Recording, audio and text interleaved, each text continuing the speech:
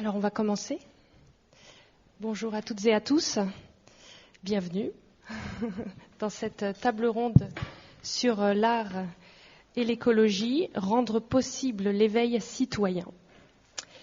L'imaginaire construit à partir de récits innovants peut être un puissant facilitateur, encourageant l'action, la coopération ou même accompagnant notre façon de vivre le monde en transition. Donc, on va aujourd'hui se poser les questions de comment est-ce que l'art va trouver sa place dans un éveil citoyen, comment est-ce que l'art va nous aider à changer nos récits, comment est-ce qu'il va les incarner. Finalement, comment est-ce que l'art va pouvoir prendre le relais quand la parole des scientifiques s'est épuisée et n'a pas réussi à convaincre? Voilà, toutes ces questions, nous allons les partager avec nos invités. Merci à vous d'être avec nous. Donc, je vous présente Jonas Teboul, qui est tout là-bas. Voilà. Donc Jonas, tu as commencé une école d'architecture avant de revenir à ta première passion qui est la bande dessinée. Tu as été lassé de l'omniprésence des récits et des imaginaires dystopiques et tu souhaites illustrer un monde enviable et possible. Tu es co-auteur de la bande dessinée À portée de main. Tu es l'illustrateur de cette bande dessinée qui reprend les 149 propositions de l'Assemblée citoyenne de la Convention, oui je mélange, de la Convention citoyenne pour le climat. Et donc en fait tu as réussi avec les deux autres co-auteurs à faire ce que le gouvernement n'a pas fait. Tu as pris possession de ces 149 propositions. Voilà. Et donc tu as coécrit cet ouvrage avec Théo Sall et Lucas Zufik qui n'est pas là. Alors Théo, tu es ingénieur de formation. Tu as 4 ans d'expérience dans un bureau d'études environnement dans le bâtiment et l'urbanisme et tu travailles maintenant à mi-temps pour le campus de la transition. Une association qui a pour vocation d'accompagner les acteurs de l'enseignement supérieur dans des réflexions stratégiques sur l'intégration des enjeux socio-écologiques dans les formations. Voilà, j'ai réussi à le dire. C'est ça. Tu accompagnes notamment l'université de Cergy dans la transformation de ses cursus. Et l'autre moitié de ton mi-temps, tu le passes à mettre en avant le rôle de l'art dans la transition écologique auprès d'étudiants, de professionnels et notamment à travers l'ouvrage À portée de main. Tout à fait. Valérie Zoïdo. Alors tu es auteure, réalisatrice de films engagés, comédienne, storytelleuse du changement individuel et collectif, consultante, coach de prise de parole en public, c'est pas fini, cofondatrice du collectif Atmosphère, à l'initiative de l'Assemblée citoyenne des imaginaires. Tu vas nous en parler. Par le passé, tu as été journaliste, tu as créé le média Réseau Mag, ainsi qu'une série documentaire Objectif 2050. Très récemment, tu as été lauréate Trophée d'or au Green Award de Deauville pour Le courage d'être soi, qui est le 3e volet d'une web-série sur le leadership du cœur, qui s'appelle Du cœur aux actes. Un jour, tu as décidé de t'affranchir d'une grande partie de ce qui t'entourait. Tu as suivi le lapin blanc pour ne plus perdre le temps à gagner ta vie. Pour ne plus perdre ma vie à la gagner. Pour ne plus, vas-y, redis-le. Pour ne plus perdre ma vie à la gagner. Voilà, pour ne plus perdre ta vie à la gagner. Et tu es devenue free-lifeuse. Disons que t'es hyper bien renseignée, on dirait Thierry Ardisson, là. C'est hyper précis. En fait, j'avoue, j'ai triché, j'ai regardé son TEDx avant de venir. Patrick Scheder, écrivain, pianiste, compositeur, tu tentes de réconcilier l'humain et la nature à travers des œuvres et des spectacles. Tu es l'auteur de pas moins d'une dizaine d'ouvrages, 13 albums, CD, des podcasts, des conférences. Tu as collaboré avec des musiciens de jazz, avec des comédiens comme Michael Lonsdal par exemple.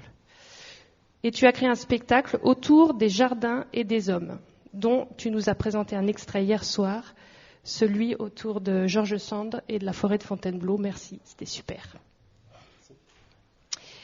Donc, tu as collaboré avec l'activiste Camille Etienne récemment. En tant qu'auteur, tu as coécrit le manifeste pour une écologie culturelle et tu as proposé un modèle de maison de l'écologie culturelle dont tu vas nous parler. Donc, ce que je vous propose, c'est tout d'abord de donner la parole à chacun de nos intervenants pour qu'ils nous présentent un projet, une expérimentation sur lesquelles ils ont travaillé ou ils travaillent actuellement. Et ces expérimentations vont nous servir d'exemple pour ensuite ouvrir le débat un peu plus largement, si ça vous convient. Donc je vais laisser la parole à Théo et Jonas pour nous présenter le travail qu'ils ont fait sur À portée de main. Et je vous en remercie. Ok, allons-y alors. Je vais présenter cette BD. Peut-être revenir à l'origine du projet d'abord. On est donc 3 auteurs, comme l'a dit Laurence, sur la BD. 2 ingénieurs, moi-même et Lucas qui n'est pas là, et un dessinateur-auteur avec nous, Jonas. Comment est-ce qu'on est arrivé à faire ce projet-là ? Avec Lucas, on venait tous les deux de quitter nos boulots un peu classiques d'ingé. Moi dans le bâtiment, ce que disait Laurence, et Lucas il était plutôt dans l'ingénierie navale, avec une grosse prise de conscience et un besoin très très fort de parler de ces sujets-là. Moi, j'avais fait un peu mes dents dans ce bureau d'études environnement pendant 4 ans. Lucas, ça a été choc pendant le confinement. Il a bouffé de l'information et il avait besoin d'en parler. Et donc, on en discutait tous les deux après avoir quitté nos boulots. On était dans une période où on avait du temps pour parler. Donc, on a pris ce temps. Et est arrivée l'idée de travailler différemment que de ce qu'on avait l'habitude de faire. Donc de quitter un peu le domaine de l'ingénierie et d'aborder ces questions écologiques et de voir comment est-ce que notre formation d'ingénieur pouvait aider cette question des imaginaires et du rôle de l'art dans la transition écologique. Et donc on s'est dit qu'on avait envie de raconter des histoires, mais qu'on était à peu près super nuls pour les mettre en œuvre, soit les écrire, soit les dessiner. Donc on a réfléchi à qu'est-ce qu'on pouvait faire. Et c'est là que j'ai pris mon téléphone et que j'ai appelé mon cousin, Jonas, voilà, qui lui était dessinateur, et on lui a demandé s'il était OK de travailler avec nous sur cette question-là, de voir qu'est-ce qui pouvait sortir un peu de nos têtes et de ses mains, enfin de nos 3 têtes et de ses seules 2 mains. Et donc on a commencé comme ça sur des rendez-vous réguliers à travailler ensemble tous les 3. 1 à 2 fois par semaine, on se retrouvait une demi-journée et puis on discutait, on lui envoyait des conférences ou des articles et puis il les lisait, on débattait et puis on regardait ce qui sortait de ses mains. Puis un jour avec Lucas, on a lu le rapport de la Convention citoyenne pour le climat. On s'est dit, ok, on a peut-être un support en fait ici qui est complet, annonciateur d'une société différente, ambitieux, pertinent. Donc est-ce qu'on s'appuierait pas là-dessus pour justement faire une bande dessinée qui mettrait en avant à nouveau ces travaux, parce que c'était à peu près 1 an après la sortie des travaux de la Convention. Bon, il s'est passé ce qui s'est passé, on était très énervés, donc on avait envie de remettre en avant ces travaux, et on s'est dit que la BD pouvait être un bon moyen pour le faire. Et c'est là qu'on a proposé à Jonas de faire ce travail-là, et tous les 3, on a décidé de se dire comment est-ce qu'on pouvait travailler cette question des récits positifs. Et je laisserai Jonas parler de ça après, mais travailler cette question des récits positifs, c'est là qu'on a choisi de dessiner la France qu'aurait mis en place pour de vrai ces mesures. Les mesures qui ont été proposées par les citoyens de la Convention citoyenne, donc 150 propositions, et on a choisi de le faire de cette manière-là. On a proposé le projet aux citoyens de la Convention qui nous ont dit « Ok, go, allez-y ». On vous suit, on vous supporte là-dessus. Et donc, on s'est lancé là-dedans et la BD est sortie. Je ne sais pas si tu as ajouté 2-3 trucs, Jonas. Oui, du coup, il y avait aussi, comme a dit Théo, il y avait cette question des imaginaires positifs. Parce que quand on a commencé à discuter, ils m'ont envoyé des vidéos il y avait pas mal des extraits de conférences de Jean Covici, accompagnés d'extraits de banquises qui fondent et de fumée noire qui se répandaient, et c'était, du coup, ça donnait vraiment le sourire. C'était vraiment, voilà, c'était motivant, et c'est justement en fait ce qui m'embêtait beaucoup dans ces questions-là avec les imaginaires, qu'on avait beaucoup d'imaginaires dystopiques et qu'on avait beaucoup de choses qui étaient forcément, qui motivaient pas forcément, qui pouvaient avoir donné envie de baisser les bras, de dire bon bah ça y est, c'est fichu, tout est fini, il n'y a plus rien à faire. Et quand ils sont revenus avec la Convention citoyenne pour le climat, déjà moi j'avais entendu parler, mais je connaissais pas très bien ce qu'ils avaient fait. Et quand je me suis plongé dedans, je me suis dit bah voilà, là, c'est des gens qui baissent pas les bras, c'est des gens qui proposent des choses et des choses qui peuvent marcher.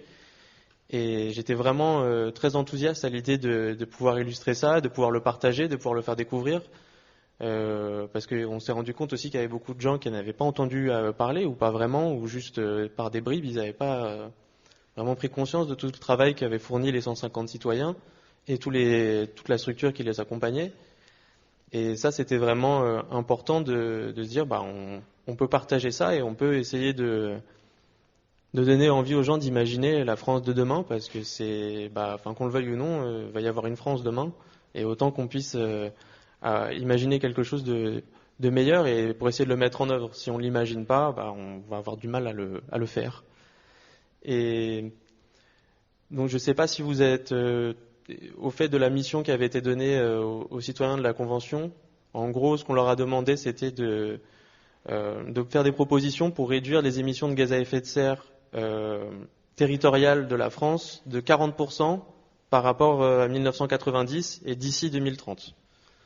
Donc ça, c'est vraiment la mission qui leur a été donnée, et dans un esprit de justice sociale, c'est vrai, c'est très important, pas l'oublier. Ils y tenaient aussi.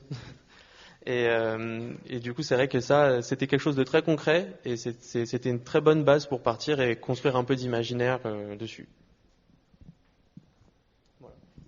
Merci beaucoup. On va garder un petit peu de suspense sur comment vous avez réussi à rendre le vélo sexy, et on va passer la parole à Valérie pour que tu nous expliques comment t'es venue cette idée de assemblée citoyenne des imaginaires, et qu'est-ce qui se cache là-dessous. Bon, alors c'est un long chemin, donc je vais essayer d'être courte. Déjà, je voulais vous remercier d'être là, parce que je trouve que c'est toujours hyper touchant, d'avoir cette belle présence de personnes qui viennent écouter, ces récits un dimanche matin, alors que j'imagine que vous avez tous autre chose à faire. Donc, merci beaucoup d'être là. Alors, pourquoi m'est venue l'idée de l'Assemblée citoyenne des imaginaires ? En fait, c'est très simple. Ça fait 20 ans que j'essaye, comme je peux, de raconter, d'abord de décrypter la société contemporaine pour dessiner les contours du monde de demain. Et comme vous l'avez entendu un peu dans la description de mon profil, en fait, j'ai vraiment tâtonné en essayant à chaque fois finalement de voir quelle était la meilleure manière de raconter et de mettre les gens en mouvement ou d'avoir de l'impact. Et finalement, tous ces titres, parfois c'est un peu l'histoire d'un échec. Enfin, dans le sens où j'exagère, mais c'est histoire de, de vous raconter justement cette quête de cette transition qui est quand même bien complexe. Donc effectivement, c'est passé par le journalisme, les documentaires, le théâtre, j'ai été conseillère politique. Et puis jusqu'aux attentats en 2015, je me suis dit, mais c'est quand même incroyable. On a toutes les solutions parce que je les ai explorées, mais de long, en large et en travers, notamment à travers cette fameuse série Objectif 2050, 6 documentaires de 52 minutes sur Canal+, qui est presque un vrai programme politique, où je raconte l'autonomie alimentaire, l'autonomie énergétique, l'autonomie des territoires, les déplacements décarbonés, la symbiose industrielle, bref, tout avec un fil conducteur autour de la permaculture. Donc prendre soin du vivant, prendre soin des humains et partager équitablement les ressources. Donc clairement, si on arrivait à appliquer ce design compatible avec le vivant dans tous les pans de la société, clairement on pourrait en fait s'en sortir. Et pourquoi on n'y arrive pas ? C'est le putain de facteur humain. Et non, mais en fait, il y a que ça de vrai.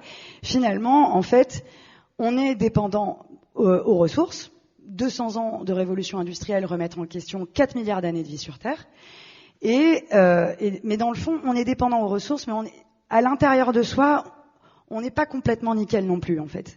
Dans le sens où on est, nous aussi, dépendants de plein de trucs. On a soit des dépendances, à la consommation, soit on a des dépendances affectives, on a des dépendances à plein de choses, en fait. On est même dépendant des rôles qu'on a.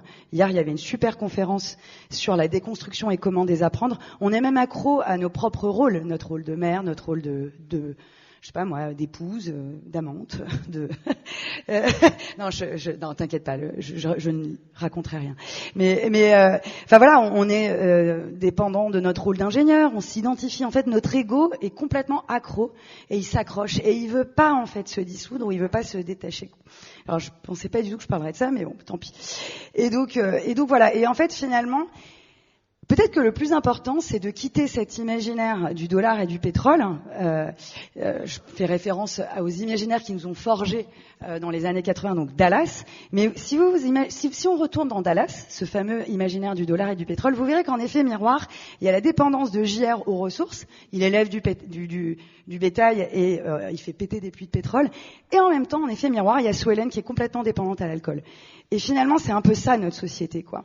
Et donc, est-ce que la véritable question, ça ne serait pas d'abord, en fait, de se dire, ok, quelles sont mes zones d'ombre, qui je suis moi, pour ensuite, donc déjà d'aller un petit peu balayer devant ma porte, et ensuite, finalement aussi, d'appliquer cet être au monde au niveau sociétal.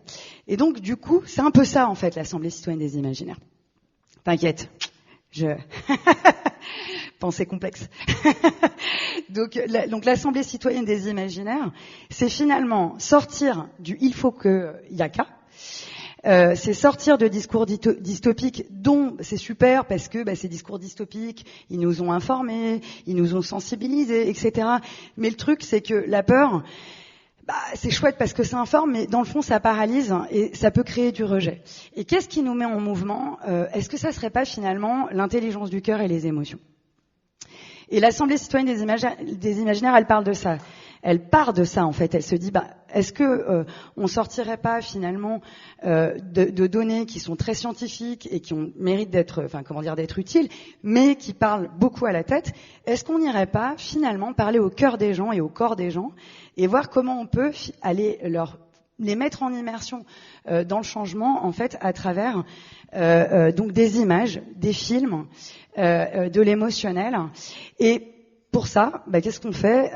En fait, on met autour de la table des scénaristes, des citoyens et des experts. Et donc, c'est un projet qui dure 1 an. Est-ce que tu veux que je le décrive un peu ? C'est exactement ce que j'allais te demander. Voilà, ça s'adresse à qui ? C'est sur combien d'étapes, combien de temps, la finalité, voilà. Voilà. Donc voilà, c'est un projet qui dure 1 an. Donc l'objectif d'abord est d'écouter, rejoindre le citoyen là où il est et pas où on voudrait qu'il soit. Donc justement arrêter de lui imposer un changement. On ne force pas à boire un âne qui n'a pas soif. Donc on va juste l'écouter avec beaucoup de douceur. Donc c'est un peu de la communication non violente sur l'échelle publique.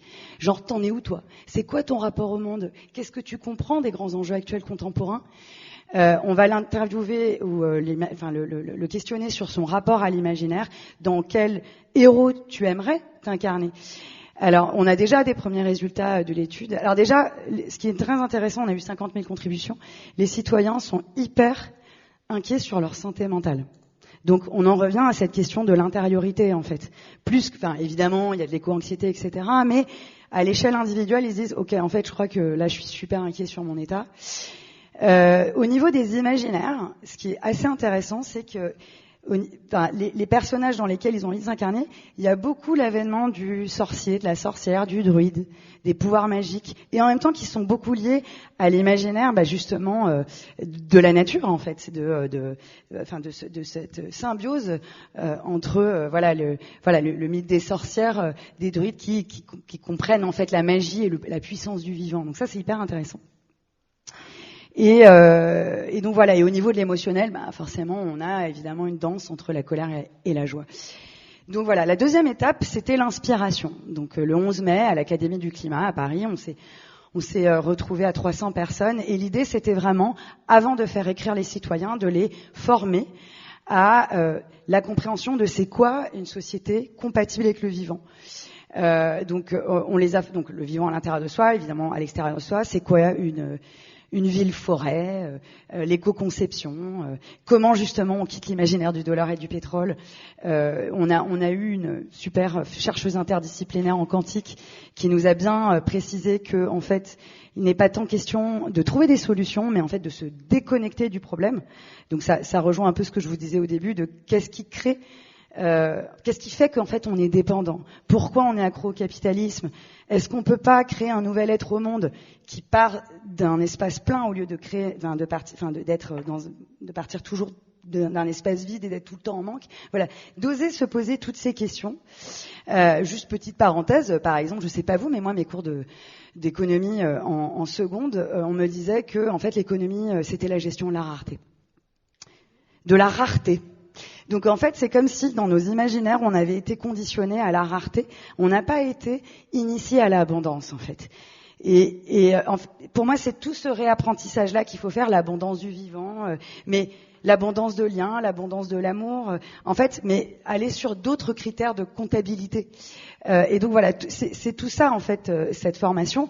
Je pense notamment, et désolé de spoiler la fin de Don't Look Up, mais ceux qui ont vu Don't Look Up, qui est un des super nouveaux récits que je recommande, à la fin, ils disent « on avait tout ». Et en fait, voilà, se rééduquer à cette conscience que, en fait, on a tout. Et que, dans le fond, on est un peu des gros saboteurs et des gros enfants gâtés, quoi. On n'arrive pas à... je vais parler en jeu. Je n'arrivais pas à profiter de cette abondance. Et donc, aujourd'hui, personnellement, je me rééduque. Et avec l'Assemblée, il y a un peu cette rééducation. Et donc, voilà. Et la troisième étape, donc après la formation et l'inspiration, c'est une fois que donc on est un peu dans ce nouveau paradigme de se déconnecter du problème, de laisser émerger un nouveau champ des possibles avec depuis un nouvel espace, celui de l'abondance et de la plénitude. Donc on passe au mois de l'écriture. Là, on est en plein dedans, et donc on a des ateliers d'écriture dans toute la France pour écrire ces récits qui convoquent l'avenir, quoi. Et ensuite, on va soumettre toute cette matière à des scénaristes professionnels qui vont la démocratiser, la professionnaliser, pour ensuite la porter à l'écran. Voilà. Merci beaucoup. Donc, en fait... Oh, merci, j'ai été hyper longue, je suis désolée. Non, je suis hyper bavarde. Ah, c'est super. Donc, ce qu'on entend là, c'est dans les deux projets, on s'adresse à des citoyens, il y a besoin de les former, de les inspirer, de les former, pour faire émerger ensuite des récits de société. C'est chacun sa façon, mais finalement la méthode, elle est un petit peu la même entre l'Assemblée et la Convention. Et dans les deux cas, en fait, l'idée c'est qu'il y ait une restitution artistique. Ce sera une fiction pour l'Assemblée des imaginaires. Tout est ouvert. Vous avez proposé une restitution à travers la bande dessinée. Ok, donc on comprend bien le cheminement. C'est ça, c'est comme s'il y avait besoin de partir d'un point de départ où on est tous d'accord sur qu'est-ce qui s'en vient à peu près, et dans dans ce cadre-là, on réfléchit. Mais la formation, dans les deux cas, visiblement indispensable pour partir d'un point commun, quoi, partir d'une culture commune. D'accord. Alors je me tourne vers Patrick. Bonjour Laurence, ça va? Alors Patrick, l'écologie sera culturelle ou ne sera pas? Alors bonjour à toutes et à tous, les enfants gâtés, comme disait Valérie. Alors moi en fait, c'est vrai, je suis pas ingénieur, j'ai pas fait Sciences Po, je suis pianiste en fait. Et il y a 10 ans, sous le coup d'une intuition, j'ai créé un spectacle qui s'appelle Des jardins et des hommes, qui est sur le thème de la biodiversité, de l'écologie, qu'on donne dans des parcs, des jardins, des espaces naturels. Et en fait, l'idée, c'est d'associer musique et texte pour montrer que l'écologie n'est pas tombée du ciel il y a 30 ans avec le réchauffement climatique et que c'est une vieille histoire. Et donc, j'en suis arrivé à chercher beaucoup de textes de gens que tout le monde connaît, pas seulement les Français, mais internationalement, comme La Fontaine, Victor Hugo, qui a été dit hier soir, Baudelaire, très important aussi George Sand. Et je me suis rendu compte qu'au fond, l'écologie, en France, elle avait des racines très très profondes. et qu'il y avait peut-être un moyen de convaincre un public très très large. Moi j'ai 63 ans, donc notamment les gens de ma génération qui sont réputés être pas très sensibles à ça, par contre sont souvent très sensibles au patrimoine. Et je suis arrivé à prouver qu'au travers du patrimoine national, international, puisqu'il est partagé au niveau universel, il y avait des racines de l'écologie très très importantes. Et notamment ce texte qu'on a dit hier, voilà, de George Sand qui a sauvé la forêt de Fontainebleau de l'abattage dans les années 1860, avec les peintres de Barbizon qui étaient les premiers peintres en plein air avant les impressionnistes. En fait, la première mesure de protection d'un espace naturel au monde, elle n'est pas du tout due à des scientifiques ni à des politiques qui étaient relativement absents du débat, mais exclusivement à des artistes. Une lutte qui va de 1830 à 1904, donc qui dure 70 ans, longue lutte, alors que le Larzac c'est 10 ans et Notre-Dame-des-Landes c'est 50 ou 60 ans.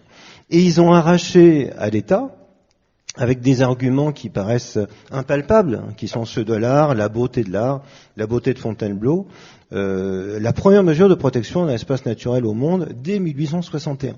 C'est-à-dire 11 ans avant le parc de Yellowstone. En disant la forêt est belle, faut pas la détruire. Et le roi Philippe, qui était un roi très très libéral, hein, il n'y a pas qu'Emmanuel Macron. C'est lui, vraiment Louis-Philippe, qui a introduit le libéralisme en France. On a tendance à l'oublier parce que c'est une période dont on ne parle pas souvent dans l'histoire de France. Il voulait tout raser pour planter des pins à la place des chênes, parce que les pins, on peut les arracher tous les 20 ans, ça rapporte plus que des chênes. Les artistes sont entrés en résistance, ils allaient le soir arracher des pieds de pin. C'était vraiment David contre Goliath. Ils étaient jeunes, ils avaient entre 20 et 25 ans. Ils avaient tout à voir avec ceux qui arrachent actuellement les plants de maïs OGM, etc., avec aussi les jeunes activistes. Ils ont réussi à gagner contre l'État. Mais ça, c'est une histoire parmi d'autres. Il y a La Fontaine aussi qui s'élève contre le fait que les animaux, on les respecte pas, qu'on les prenne pour des machines, etc. Et j'en suis arrivé à développer deux choses, en fait. Le concept d'une écologie en 3 dimensions, ce que j'appelle une écologie en 3D, parce qu'actuellement, la jeunesse, moi je travaille beaucoup avec des gens qui ont entre 20 et 30 ans, elle est très branchée sur le présent, elle vit dans un présent qui est extrêmement anxiogène, un futur qui, en fait, qu'on leur promet encore plus anxiogène. Donc, on dirait que le présent et le futur sont totalement fondus l'un à l'autre, comme ça, dans quelque chose qui est hyper stressant. Et quant au passé, pour eux, il n'existe pas. Quand leur vision, elle se rapporte à 30 ans, c'est déjà énorme. Et donc, cette écologie en 3D, c'est donner une perspective et un sens à ce qu'on vit actuellement. C'est-à-dire qu'on a un passé, on a des racines en écologie en France, on a beaucoup de chance là-dessus. Donc on peut déjà se situer dans l'espace, parce que comment ne pas être angoissé quand on a l'impression qu'on sort de nulle part et qu'on va nulle part, moi aussi, ça me rendrait anxieux. Donc redonner un sens finalement à cette vie-là, des ancêtres qui nous encouragent, qui en plus sont reconnus par tout le monde, un présent dans lequel on s'est situé, donc un futur qui peut être désirable à la lumière de ça. Je connais aucune idée, je veux dire, qui puisse se passer d'histoire. Et l'écologie, comme elle a été très très branchée sur la science et la politique, semble vivre dans un présent qui serait permanent. Mais ce présent, il a un passé, et somme toute, c'est rassurant. Chose encore plus importante peut-être, c'est de dire que l'écologie est vraiment dans l'ADN de la République. C'est-à-dire, on oublie quand même les idées de Jean-Jacques Rousseau. On connaît, ou du moins on croit les connaître. Mais rappelez-vous qu'à la Révolution française, on a rebaptisé tous les noms des jours de noms de céréales ou d'actes de la terre. Donc il y avait le jour de la betterave, le jour du blé, etc. Vous imaginez une municipalité écolo qui rebaptiserait l'avenue Thiers, avenue de la betterave, on dirait qu'ils exagèrent. Mais c'est ce qui s'est passé. On a tout rebaptisé avec des noms de légumes et d'actions agricoles parce qu'on les estimait vertueuses. Les saisons elles-mêmes ont été rebaptisées, c'était plus, il y avait Brumaire, Frimaire, Ventose, de noms d'événements climatiques. Et comment on a fait la révolution? C'est pas tant une question politique, c'est une question sur le droit naturel. Et je pense qu'il faut vraiment qu'on se souvienne. Si on a viré la royauté, c'est parce qu'on a suivi les principes de Jean-Jacques Rousseau, notamment, qui disait il n'y avait pas que lui, même des gens très conservateurs comme Montesquieu disaient exactement la même chose. À la naissance, on est tous pareils. On a une égalité de principe. Il n'y en a pas un qui naît sortant du ventre de la maman avec une couronne sur la tête et l'autre pas. Donc tout le monde le disait, on disait on peut bien croire que le roi il est peut-être élu par Dieu, mais au fond on commence à en avoir marre de tout ça. Voilà. Donc constatation pure et simple, à la nature nous sommes tous pareils, donc égalité et donc liberté de principe. Donc la monarchie était vue comme quelque chose, comme il disait à l'époque, abominable, parce qu'en fait elle était contre nature, elle était contre les lois de la nature qu'on estimait être celles qu'on devait suivre et nous guider. Donc mettre tout ça en perspective me paraît super important, Parce que c'est pas la culture, pour moi, c'est pas que l'art. L'art, c'est qu'une petite partie de la culture. La culture, c'est tout. C'est la façon dont vous êtes habillé, la façon dont on parle, ce que l'on mange, etc. Tout ça est aussi culturel qu'une sonate de Mozart ou je ne sais qui. Voilà. Donc la culture, c'est beaucoup plus large. Il est vrai que l'art, là-dedans, a été extrêmement défaillant. Et les services culturels, il faut bien le dire, très défaillants. Ça fait à peu près 4 ans qu'ils s'occupent d'écologie. Parce qu'avant, moi qui travaille beaucoup dans les espaces verts avec les jardiniers, quand un jardinier allait voir le service culturel, disait tiens, il y a un spectacle là, on faisait comprendre gentiment qu'il aille planter ses plates-bandes, mais que la culture c'était pas pour lui et qu'il y avait des gens qui savaient qu'étaient les cultureux. Donc Dieu soit loué, on en sort actuellement, mais c'est tout récent. Et je pense que ça permet de remettre tout ça, de remettre l'art et la culture au service de toutes et de tous et pas d'une élite. Je pense que c'est très important. Et puis on n'a jamais vu non plus une transition, quelle qu'elle soit, admettons écologique, qui soit exclusivement, je dirais, énergétique ou technologique. C'est bien évident que toute transition de société, elle est évidemment culturelle. Quand on reprend justement cette histoire des années 1830 de Fontainebleau, ceux qui ont mené cette lutte, qui était d'ailleurs totalement apolitique, ça aussi c'est une chose qui est très intéressante, ils étaient dans ce mouvement romantique. Ils peignaient le paysage. Je reviens à ça parce que c'est une matrice qui est absolument intéressante. Et vous savez comment ils ont peint le paysage? Parce qu'ils pensaient qu'on en avait marre de peindre des portraits, des actions historiques, des batailles, etc. Ils trouvaient que l'arbre, c'était un personnage. Et leur leader, qui était Théodore Rousseau, il a eu l'intuition un jour, en se promenant dans la forêt de Fontainebleau, que les arbres se parlaient entre eux. Il a dit, je vais dédier ma vie à traduire en peinture le langage secret des arbres. Cette intuition qui maintenant est totalement corroborée par la science. Donc j'en pense que l'art doit jouer son rôle comme d'habitude. C'est pas une nouveauté qui joue un rôle, mais il faut se rendre compte et, je dirais, populariser l'écologie par la culture et par l'art. Je pense que c'est ce qui doit nécessairement advenir. Alors ça répond à ta question. Voilà, l'écologie sera culturelle ou elle ne sera pas, parce que toute chose n'advient que si elle est culturelle. Sinon, elle n'advient pas. Donc populariser la culture, est-ce que c'est là... Pardon. Est-ce que c'est là... Et Laurence, c'est toi qu'on applaudit. Est-ce que c'est là une des missions des maisons de l'écologie culturelle? Oui, alors là, bon, on a écrit 3 manifestes en un an, peut-être qu'on écrit un peu de trop, je sais pas. Mais bon, en fait, oui, on se dit qu'au fond, par exemple, entre autres choses, quand Malraux a créé les maisons de la culture après-guerre, c'était dans le principe très populaire, justement, que toutes et tous devaient avoir un accès à la culture, quelle que soit l'origine sociale. On estime que maintenant, c'est ça l'enjeu des maisons, où il y a effectivement une préhension de l'écologie qui soit aussi bien scientifique que technique, mais aussi sensible, mais aussi expérimentale, et très rattachée aussi au territoire, voilà, à l'histoire de ces territoires. Je pense qu'on a un gros problème de planétarisme, en fait. Parce que c'est très abstrait, le planétarisme. Les gens veulent bien croire que l'Amazonie, elle brûle, elle le voit, ils le croient, il n'y a aucun doute là-dessus. Pour autant, ça leur fait pas un gros effet. Par contre, quand c'est les Landes qui brûlent, là, c'est différent parce que ça parle à leur territoire et à leur culture. Donc, c'est quelque chose de proximité. Et moi, je défends beaucoup cette idée d'une écologie du pas de la porte, du quartier, de l'immeuble, du canton, voilà, du département, de la région. C'est ça qui va parler à notre affect. Parce qu'au fond, nos décisions, elles sont autant, même plus menées par l'affect, à l'instinct, que par la raison. Et je pense que l'écologie est trop raisonnable. C'est aussi pour ça qu'elle a du mal à se rendre désirable. Et là-dessus, le libéralisme a eu, je dois le dire, tout à fait raison. Il s'est emparé, parce que lui, il a pensé avec justesse que les gens ne sont pas seulement des machines qui pensent d'une manière raisonnable, mais que l'affect, les instincts même, ont leur part. Et le libéralisme a su s'insérer dans tous les domaines de notre vie, fût-elle intime. Donc tenir compte de la psychologie, donc de la culture et de l'art, c'est quelque chose qui, je pense, est absolument indispensable. La maison de l'écologie culturelle peut servir à ça. On en crée la première bientôt, le 29 juin, à Amiens, dans l'île aux fruits, qui est une sorte de tiers-lieu avec des maraîchers, mais aussi de la musique, du théâtre, etc. Voilà. Tiers-lieu, j'allais prononcer le mot, parce qu'évidemment, ça fait écho à ça. Donc des maisons du territoire, pour les habitants du territoire, et qui va s'adresser à leur patrimoine et les rendre fiers et le mettre en avant. Ouais, moi je pense que ce qui nous manque le plus à toutes et à tous, c'est d'être reconnus. Ouais. Et ça, je pense que c'est pas parce qu'on est même à un très haut niveau social, on a toujours l'impression, et c'est très curieux, notre société d'être une société orpheline. Alors moi, je trouve que les 20-30 ans se trouvent orphelins d'ils savent pas trop quoi, mais se trouvent orphelins. Et on est tous orphelins de quelque chose. Donc ça, c'est profondément culturel. Ça, c'est pas le libéralisme, l'anticapitalisme ou tout ce qu'on voudra. Il y a vraiment quelque chose de psychologique à revoir dans notre société, qui est redonner une valeur, une fierté à chacune et à chacun.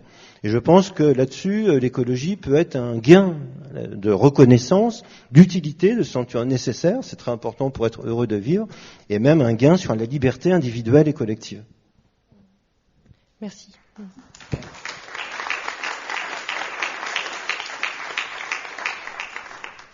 Alors Jonas, tu as tenté de relever le défi de transformer des chiffres, des contraintes, des il faut pas faire, c'est pas bien, il faut réduire. Voilà, tu as fait une expérimentation pour essayer de rendre séduisant et trouver en fait un autre langage sur les mots réduire, renoncer. Voilà, quels sont les ingrédients que tu as utilisés voilà, vous avez compris. On a travaillé quand même. J'ai mis ça en dessin, mais on a quand même à chaque fois travaillé les histoires tous les trois. Et du coup, dans l'idée de la BD, ce qu'on a fait pour pouvoir expliquer le rapport en même temps qu'on se projetait dans une France un peu différente, c'est de traiter en fait les objectifs qui regroupent plusieurs mesures, qui sont des paquets de mesures dans la convention. Et chaque objectif a une double page dans la bande dessinée et qui montre un petit scénario qui présente cette France un peu différente. Et du coup, à chaque fois, ce qu'on faisait pour trouver une histoire, c'était on lisait le rapport. Donc, il y a la Convention citoyenne pour le climat a publié toutes les mesures, toutes les propositions dans un gros rapport qui fait 426 pages. Donc, c'est assez épais. C'est pas forcément ce qu'on a envie de lire tous les jours. Et on passait d'abord par une lecture du rapport, des chiffres, comme vous disiez, de tout ce qu'il y a dedans, et on essayait de voir quelles idées ça nous faisait venir dans ce qu'il proposait. Et c'était facile de pas être trop dans le négatif, puisque on laissait notre imaginaire en fait voyager, dire à quoi ça nous fait penser. Par exemple, dans la BD, on a une histoire où on parle de changer de technique d'agriculture et de passer de la monoculture actuelle, donc des grands champs d'une seule espèce, d'une seule céréale ou une seule plante, voilà, et de passer à l'agroécologie. Je dis ça ? Oui, c'est bon. Pardon. Et du coup, c'était comment ça nous est venu de traiter cette histoire. On s'est dit, quand on prend le train, on passe souvent devant ces paysages de la France rurale où c'est des grands champs qui s'enchaînent, et à la fenêtre des trains, on voit ces grands champs défiler, et on s'est dit pourquoi est-ce qu'on verrait pas ce paysage changer en même temps qu'on avance dans le train, on va avancer dans le temps aussi, et donc ces fenêtres sur l'extérieur, ça va devenir des fenêtres sur le paysage qui change. Et donc on a une personnage qui est assise et qui voit ces paysages changer en même temps qu'elle va d'un point A mystérieux à un point B tout aussi mystérieux, et elle finit par sortir du train pour se diriger un peu vers cette campagne, vers cette nature qui a changé. Et donc ça pouvait être aussi, ça pouvait être traité de façon un peu poétique, et de se dire, de remettre par exemple, comme vous disiez, le paysage. C'est important cette vision de la nature, de ne pas oublier qu'elle fait aussi partie de ce qu'on apprécie quand on sort un peu de la ville, de voir un peu la nature, et que ce soit pas que des champs ras, que ce soit aussi quelque chose d'un peu plus fleuri, d'un peu plus fourni, d'un peu plus divers, et en même temps on a fait aussi d'autres objectifs qu'on a traités un peu. Là, on a pu utiliser. Moi, j'ai bien aimé utiliser un peu la pop culture. Par exemple, on a un autre objectif où je me suis inspiré des enquêtes, un peu des séries policières, où c'est un objectif qui parle de faire respecter un peu les lois qui existent déjà sur l'écologie, qui sont pas vraiment respectés. Il n'y a pas d'organisme qui les fait respecter. Il n'y a pas une police de l'écologie. Il n'y a pas des juges spécifiques aux questions écologiques. Donc, ils avaient fait une proposition dans la convention pour que c'est une structure comme ça soit mise en place.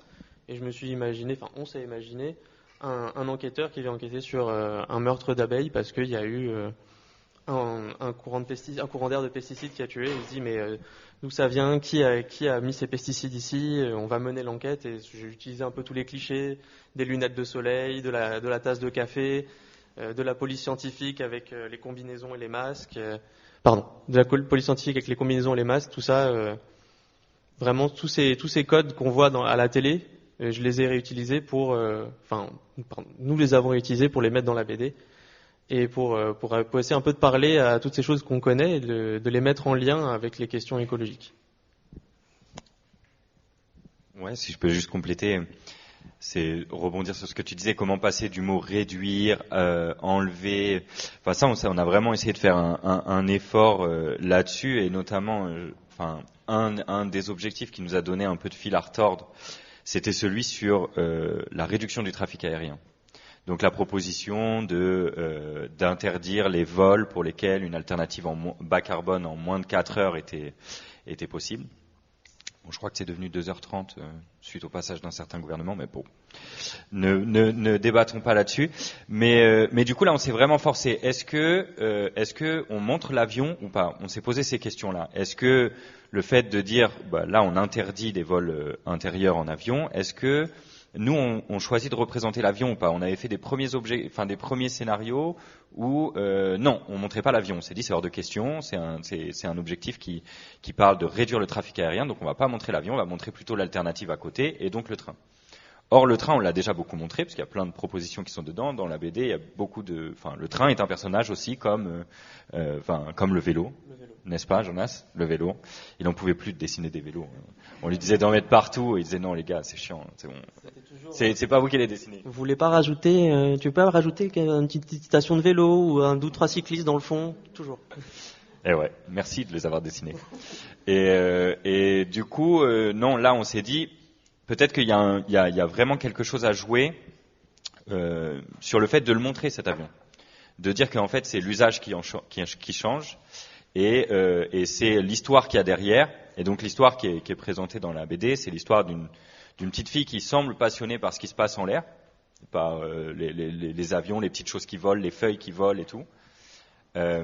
Et ses parents décident de lui offrir du coup un voyage en Amérique du Sud, là où sont ses origines. Mais on comprend dans la BD que c'est quelque chose d'hyper rare en fait. La petite est hyper contente, ça lui est jamais arrivé dans sa vie. Les parents s'organisent pour essayer de rendre le truc le plus long possible. Ils prennent des dispos au boulot.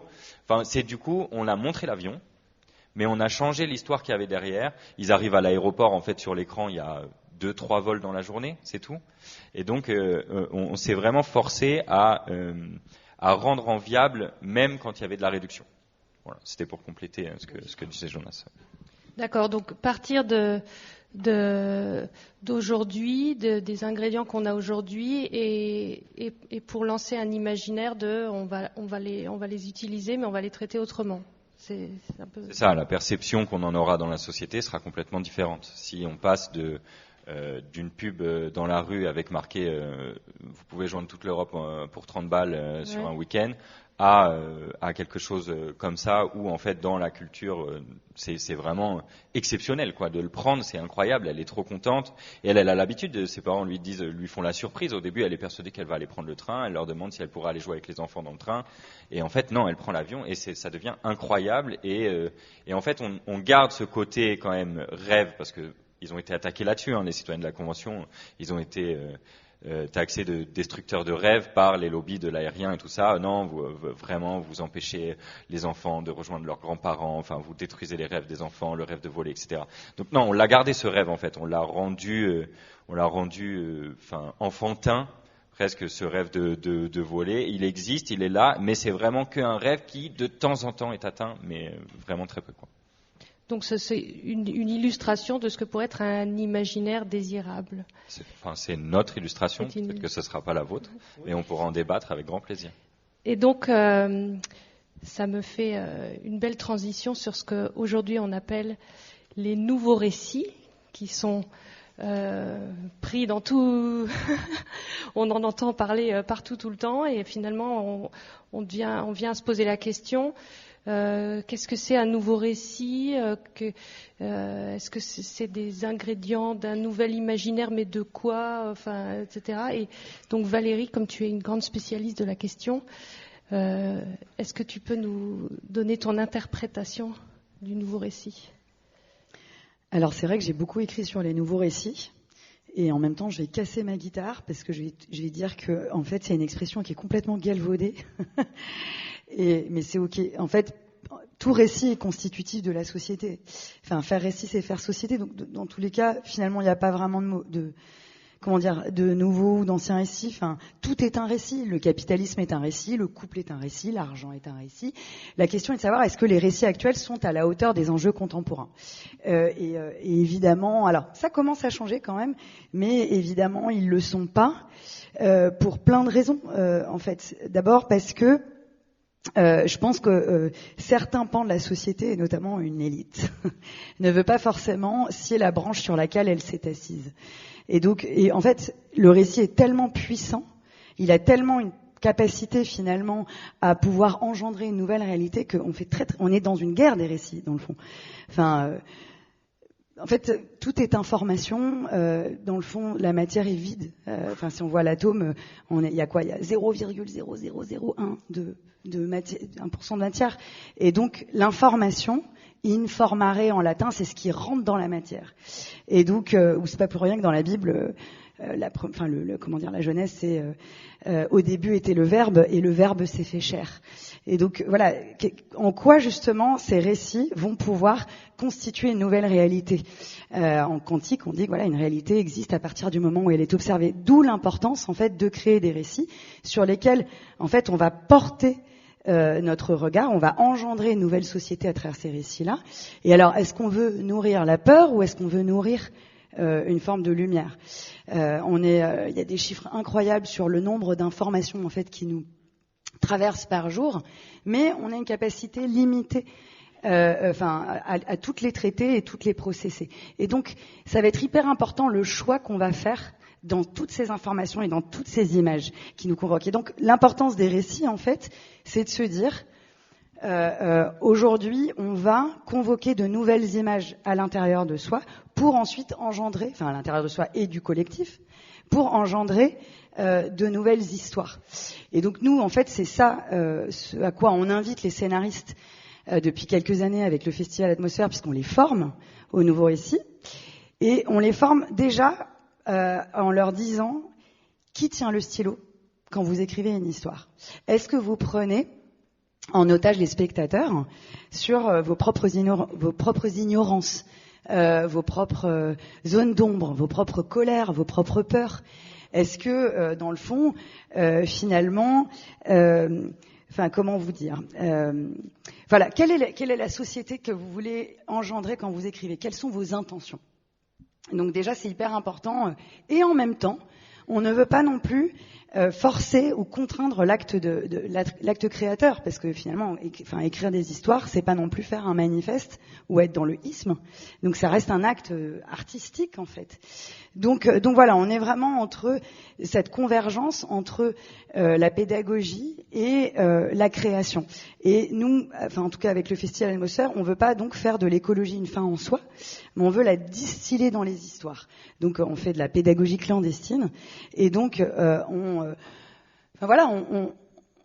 on propose d'autres valeurs, donc encore une fois d'une société compatible avec le vivant, donc à travers la psychologie des personnages, les éléments de décor, les enjeux narratifs, parce que justement, finalement, les histoires des années 80-90, c'est finalement beaucoup d'histoires, toujours, j'en reviens à Dallas, ton univers impitoyable, qui ont fait en fait la promotion du capitalisme, la promotion d'une société de consommation, la promotion de l'individualisme, la promotion du désenchantement, avec des personnages totalement cyniques qui qui en fait ont démocratisé dans le fond la guerre de tous contre tous, voilà des valeurs de compétition, et qui finalement ont mis à mal la bienveillance, qui ont mis à mal le vivant, qui nous ont déconnectés du sol. Et donc tout l'enjeu des nouveaux récits, c'est de créer une nouvelle culture populaire où on passerait de la compétition à la coopération, de l'ego au cœur. Et oui, le cœur, c'est hyper rock'n'roll et c'est hyper subversif. On a piétiné la bienveillance et voilà de l'individualisme à l'altruisme et voilà toutes ces valeurs-là qui en fait font de nous de meilleurs humains et qui nous permettent, oui, de grandir en humanité. Et en fait, ça existe déjà. Et alors, finalement, ils sont capables du meilleur comme du pire parce que les Américains, dans le fond, ils font déjà beaucoup de nouveaux récits. Et c'est ce que je te disais au téléphone quand on préparait la table ronde. En fait, les gros blockbusters, tout n'est pas acheté à la poubelle, en fait. Il y a des blockbusters qui sont absolument fantastiques. Et pourquoi ils marchent ? Parce qu'ils posent la question du sens de la vie. Ils posent la question de la transcendance. Ils posent la question de vie, mort-vie. Je pense, par exemple, à Interstellar. Magnifique blockbuster où il y a ce dialogue quand ils sont en train de faire ce grand voyage interstellaire où le docteur Amelia Brand parle de la question de l'amour et qui dit que c'est finalement la plus grande force de changement, qu'elle va au-delà de l'espace-temps. Mais est-ce que c'est pas ça la vraie question ? Alors, elle parle évidemment pas forcément que de l'amour romantique, elle parle de cette puissance, de ce mystère en fait, de cette force de vie, d'ailleurs qu'on voit énormément dans le vivant. Mais il n'y a pas que ça. Star Wars, c'est un récit qui est extraordinaire et qui est puissant parce qu'en fait, il pose de vraies questions. Et d'ailleurs, il fait beaucoup de références à l'Égypte antique. Le Jedi, c'est le Jed. Et puis, que la force soit avec toi, c'est une manière laïque de dire que Dieu soit avec toi. Alors évidemment, on n'est pas là pour faire du prosélytisme, mais peut-être de se reposer la question de la spiritualité nous permet en fait de se reposer la question de notre finalité. De notre mort et en même temps des générations qui nous précèdent et des générations qui nous succèdent et en fait d'oser se rendre compte qu'on est tout petit et qu'en même temps il y a des choses qui nous dépassent et donc quel est notre sens en tant qu'humain sur Terre et donc du coup quid de l'intelligence artificielle, etc., parce que c'est toutes ces questions éthiques.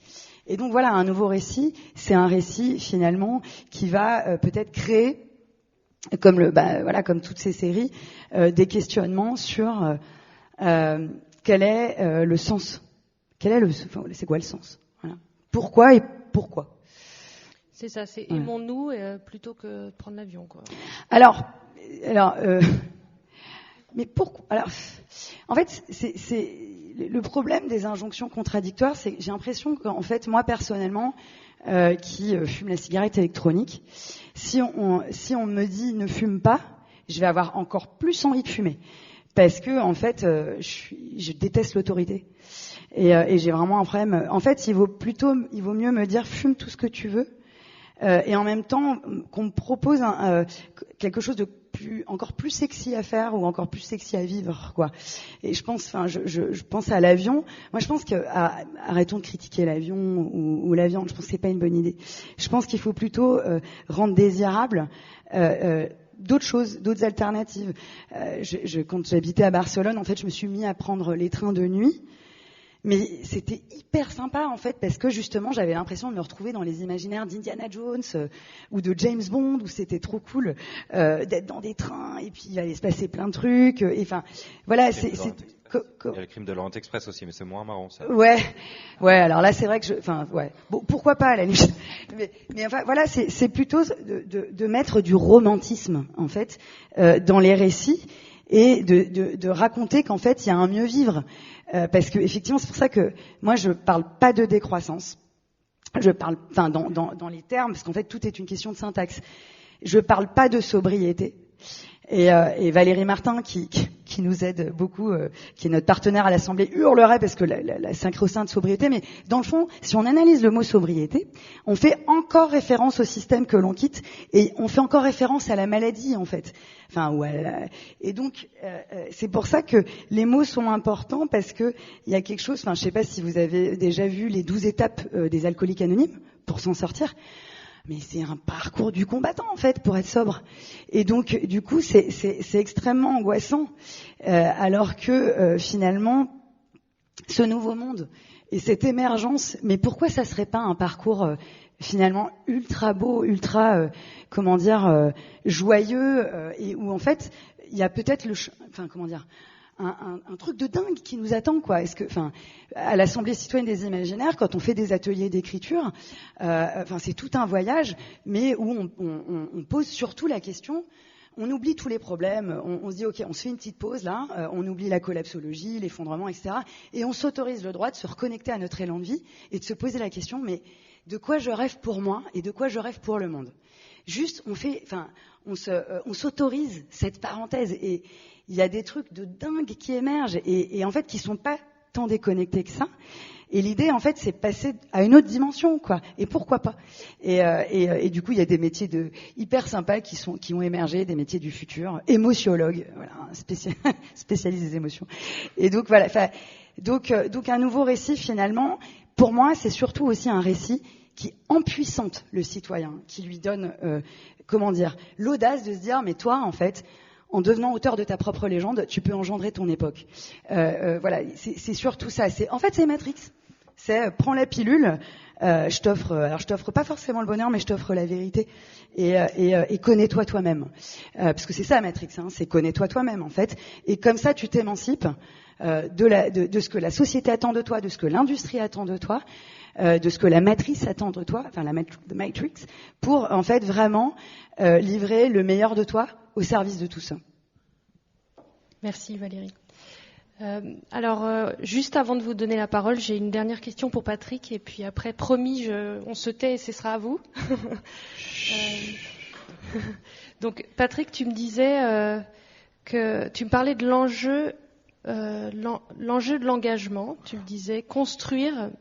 C'est pas seulement imaginer, mais aussi construire. Oui, alors, je pense que on peut reprendre cette idée et cette analyse d'ailleurs du mot nouveau, parce que c'est un mot qui est très paradoxal. D'un côté, on aime la nouveauté parce que c'est affriolant, on se dit ouais, on va découvrir quelque chose d'autre, différent, quelque chose de paillette en fait dans le mot nouveau. Donc ça, c'est un effet du mot nouveau. Mais l'autre effet du mot nouveau, en fait, c'est aussi de faire très peur, parce que quel courage qu'on ait d'ailleurs. La nouveauté, ça peut être aussi la remise en cause des acquis. Un monde nouveau, ça peut être effrayant. Ça peut être la destruction de ce à quoi on croit, ce qu'on aime, etc. Donc je pense que c'est un peu à double tranchant. Et il y a un côté un peu consumériste de la nouveauté dont je pense qu'il faut se méfier. Moi-même, de temps en temps, j'utilise le mot nouveau, mais avec des pincettes, quoi. Et puis ensuite, récit, dans ce que j'expliquais tout à l'heure, nous, en fait, on fait plutôt des récits par rapport à l'histoire. Voilà. Dire, il y a les récits, il y a l'imaginaire, qui pour moi, évidemment, est super important parce que c'est mon métier, je suis artiste. Mais l'histoire, pour moi, est tout aussi importante parce qu'elle nourrit elle-même cet imaginaire. Voilà. Donc je pense que c'est un mélange de plusieurs choses.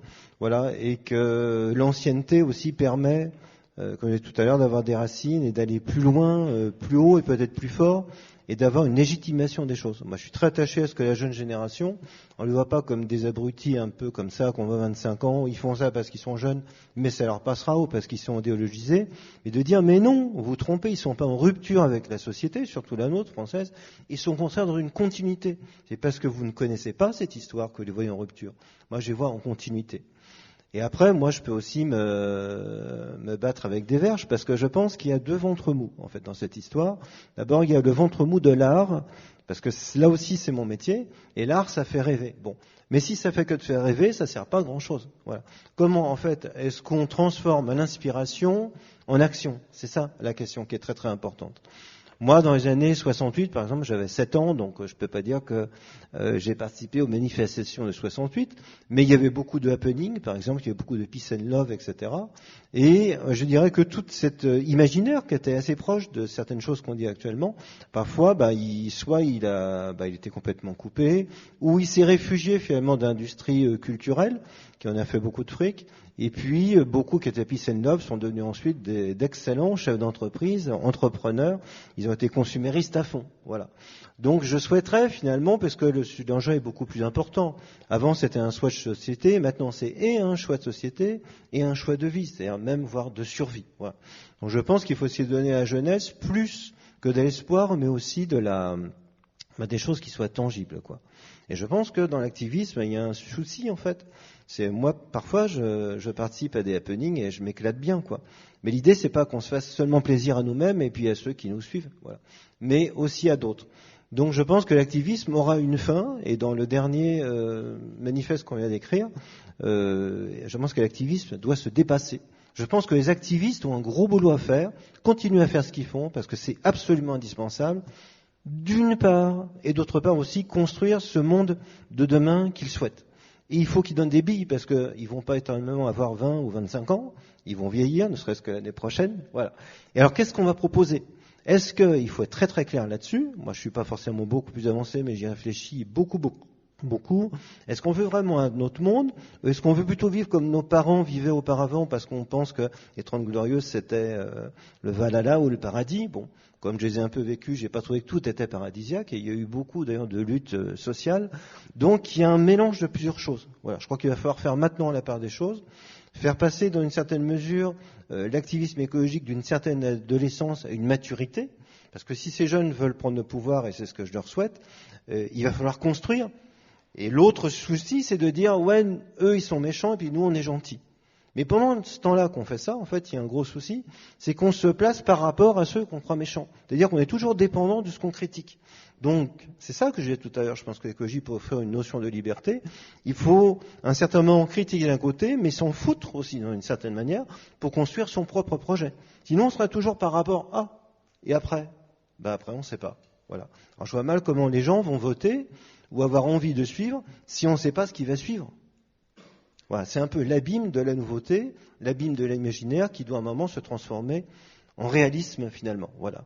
Mais qui doit porter une part d'espoir et d'idéal, c'est extrêmement important. C'est cette fusion des deux, je pense, qui est absolument nécessaire, quoi. Et là, on entend toute l'importance de l'art, justement, pour répondre à ce genre de... L'art, il peut donner le starter, en quelque sorte, voilà, engager, encourager. Je sais pas, à l'époque romantique, il y avait des espoirs de république, il y avait des espoirs de plus de liberté, d'amour, de fraternité, et on est resté des choses, malgré les différents rois qui sont arrivés, malgré Napoléon III, etc. Il en est resté quelque chose. Moi, la question que je me pose, c'est tout ce qu'on est en train de dire, de faire actuellement, de lutter, de jouer du piano, de faire tout ce qu'on veut, voilà. Qu'est-ce qui va en rester après ? Voilà. C'est ça, je pense, sur lequel il faut travailler, c'est-à-dire sur le long terme. Alors, c'est difficile pour la jeunesse, et pour nous aussi d'ailleurs, parce que c'est l'urgence, c'est-à-dire on n'a pas 40 ans pour sauver le monde. Les jeunes, on leur dit, vous avez 10 ans pour sauver le monde, ce qui est vraiment un scénario catastrophe, celui-ci. Voilà. Donc ils doivent à la fois être dans l'urgence, dans l'immédiateté, et en même temps dans le moyen et le long terme. Ils doivent être sur 2 temps en même temps. Il n'y a pas moyen de faire autrement. Sinon, il y a ce que fort, de lâcher, voilà, et puis de dire, après tout, on verra bien, voilà. Alors il y a une part d'indéterminé, il y a une part d'invention, il y a une part que ça doit rentrer dans la loi, dans la législation, ça doit rentrer aussi dans la politique. Hein. Parce que si on convainc que les jeunes, et que sachant que les jeunes, il n'y a pas beaucoup qui votent, je vois pas ce qu'on fait, quoi. Sauf à croire que c'est une petite portion de la population qui un jour va prendre le pouvoir par je ne sais quel miracle, mais ça n'arrivera pas, c'est clair. Voilà. Donc, je sais pas. Je suis désolé, c'est pas très artistique ce que je dis, mais je pense qu'on est dans ces contradictions, dans ces paradoxes, qu'on doit les vivre, les assumer.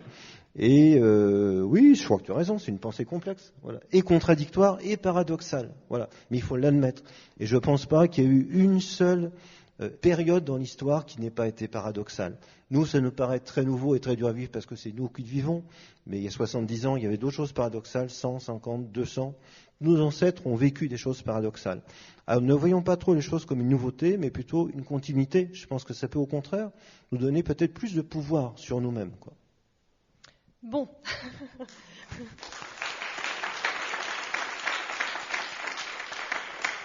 Alors vous aurez remarqué que je n'aurais pas demandé l'impact de leurs actions.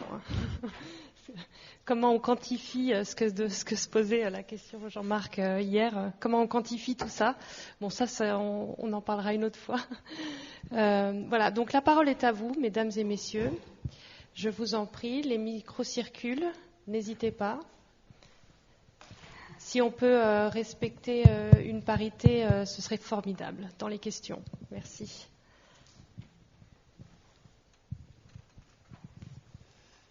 Merci. Je vais me lever. Ma question, c'est, là on a beaucoup parlé du récit, quel récit, mais on a peu parlé de à qui on veut montrer ce récit, donc à qui on s'adresse, comment le faire entendre, et est-ce qu'il n'y aurait pas, ça c'est la question que je me pose, un angle mort dans les esthétiques proposées par les récits écologiques. Et si vous savez, est-ce qu'il y a déjà des solutions pour essayer de les combler, si on a identifié ces angles morts? Et moi aussi, c'est une autre question que je me pose, c'est est-ce que dans les récits qu'on a, on n'a pas aussi un effet d'ancrage qui crée de la réactance par rapport à un récit qui peut-être peut répulser certaines personnes dans sa façon, dans sa forme. De la quoi? J'ai pas entendu. De la réattente? De la réactance, enfin de oui, la réaction en opposition du rejet, par rapport à du quelque rejet. chose que. Ouais. Bon. Par rapport pour toucher qui peut toucher les récits, j'ai envie de dire le plus de personnes possible, et notamment par rapport à ce qu'on a fait sur la Convention citoyenne pour le climat. Et ce qu'a fait la Convention citoyenne pour le climat, c'était représenter toute la France. Donc il y avait vraiment des citoyens de tous horizons qui venaient de tout le territoire. Il y en avait qui venaient d'outre-mer, il y en avait qui venaient des grandes villes, il y en avait qui venaient de plus petites villes, voire de villages, qui avaient tous âges, qui étaient sélectionnés pour représenter en proportionnalité le peuple français. Donc quand ils proposent des mesures, ils gardent bien en tête aussi d'où ils viennent et comment ça peut s'appliquer à tout le monde. C'est l'aspect justice sociale aussi, c'est de dire qu'il faut que ça puisse être fait par tout le monde et pas seulement par une partie de la population. Et quand on a quand on a retranscrit leur rapport avec notre façon de faire, on a voulu garder bien ça en tête aussi, de dire que il faut que ça puisse toucher tout le monde, parce que le changement, il va pas se faire par un groupe de personnes ou par quelques groupes, il faut qu'il se fasse vraiment en commun. C'est quelque chose de, ça se fait ensemble ou ça se fait pas vraiment en fait. Moi, je voulais déjà beaucoup te remercier pour ta question. Je sais pas comment tu t'appelles. Étienne. Merci, parce qu'en fait, en t'écoutant, je me suis rendu compte que j'avais oublié justement de poser cette intention-là. C'est-à-dire que, en fait, nous, par exemple, on est partenaire de TF1 avec l'Assemblée citoyenne des imaginaires. Ça a été pas mal critiqué, ce partenariat, parce que c'est un partenariat privé et que TF1, on se souvient tous de la phrase de Lelay, espace de cerveau disponible, qui nous a quand même bien tous traumatisés. Et en même temps, on s'est justement dit que c'était ultra important d'embarquer toute la population et justement de créer une culture populaire, et donc de sortir de notre entre-soi de militants où dans le fond et moi la première, dans le fond j'ai beaucoup nourri à travers mon journalisme de solution, tout le temps en fait de rester contre-convaincu, et que peut-être que le plus important c'est justement d'être inclusif, d'écouter des choses qui nous font peut-être pas plaisir, et donc effectivement d'être dans le non-jugement et de sortir de cette esthétique, comme tu disais, tu parlais d'une esthétique de la radicalité, de la contrainte, pour aller vers quelque chose de plus cool.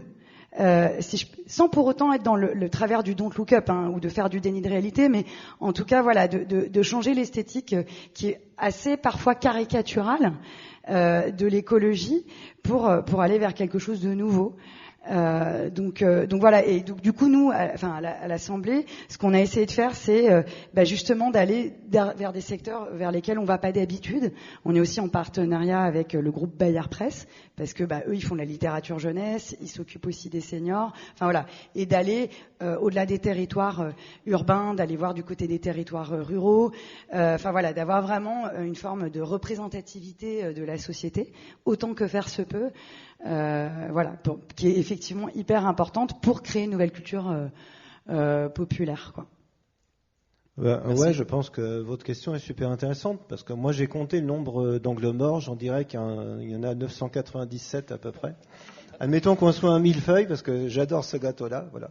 Pour l'instant, on a la feuille de la science, la feuille de la politique, la feuille de l'activisme. Nous, on essaye d'ajouter la feuille de l'art, voilà. Et toutes les autres feuilles vous appartiennent. Voilà. Je ne sais pas du tout quel est votre métier, mais à vous aussi de construire, inspiré notamment par ces points de départ, parce qu'il y a toujours souvent dans un changement, une mutation de société, quelques feuilles seulement, voilà. D'inventer la vôtre, voilà, c'est ça. Aussi de pas attendre toujours que ce soit l'État qui dise que voilà, c'est le sauveur, il y en a marre aussi de ça, voyez-vous. Là, on vient de faire, par exemple, une tournée en Algérie, c'est super intéressant, parce que les Algériens et les Algériens ont perdu tout espoir en leur politique. Alors, ça donne des résultats assez différents d'une ville à l'autre. Mais j'ai vu, par exemple, à Alger, des gens qui ont reconquis l'espace public, voilà, qui sur des immeubles, mais hyper haussmanniens, ont mis des azuleros, c'est des choses en céramique, qui ont réinterprété la rue et on les laisse faire, etc. En fait, comme il y a une déshérence totale du pouvoir politique sur le bien-être commun, sur l'espace public partagé, eh ben les gens, dans le meilleur des cas, le prennent en main. Il y a aussi, par exemple, un festival en Kabylie, près de Tizi Ouzou, où on choisit le lieu du festival par rapport au village qui sera tenu le plus propre. Génial, parce que là-bas, bon, il y a du plastique qui traîne encore plus partout qu'en France. Donc, voyez-vous, il y a des prises en main qui sont très très intéressantes. Je pense que la volonté individuelle, elle ne doit pas attendre toujours qu'il y ait une sauveuse ou un sauveur qui s'appelle l'État. Voilà.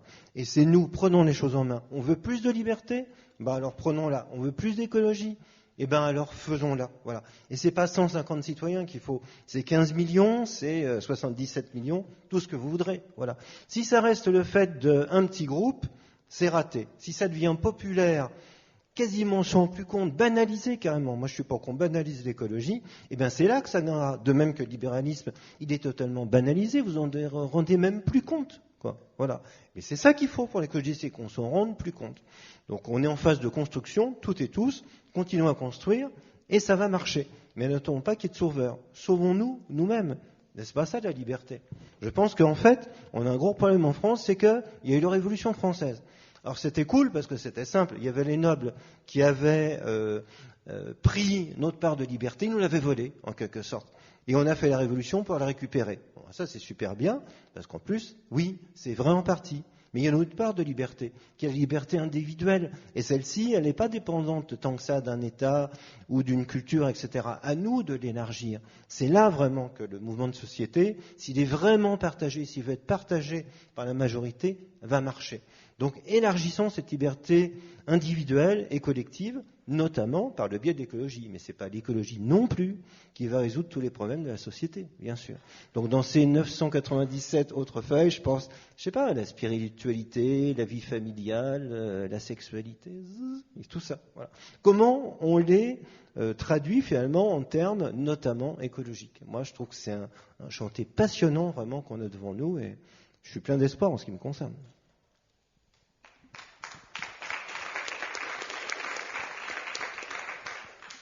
Une autre question.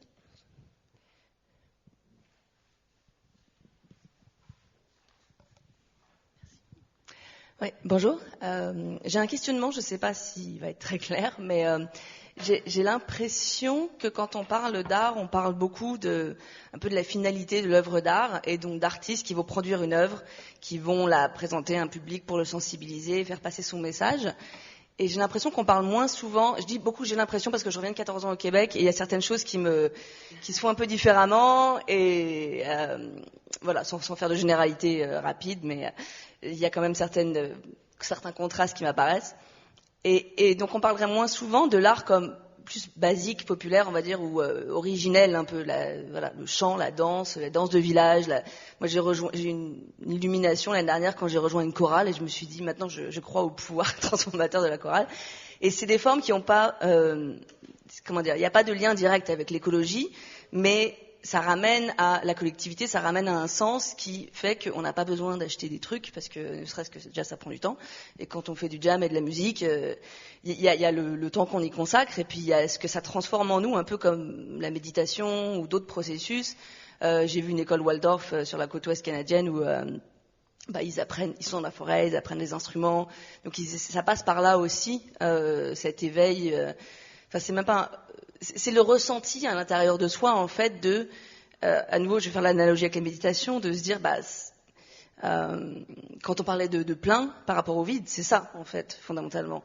Et donc, je me demandais juste dans ces espaces, voilà, plutôt de pas forcément penser l'art comme des artistes qui vont faire des propositions, ou même des gens qui participent, ce qui est déjà effectivement une très grosse étape et c'est très bien. Mais je me demandais si vous avez vu des initiatives ou des idées de se dire est-ce qu'on peut rendre la chorale obligatoire ou équivalent, ou ramener des danses de village, toutes ces formes-là. Voilà, merci. Mais c'est hyper intéressant cette question, parce que dans le fond, de la même manière que en fait on parle de l'art comme si c'était quelque chose de séparé, en fait, enfin voilà, j'ai l'impression que c'est très français.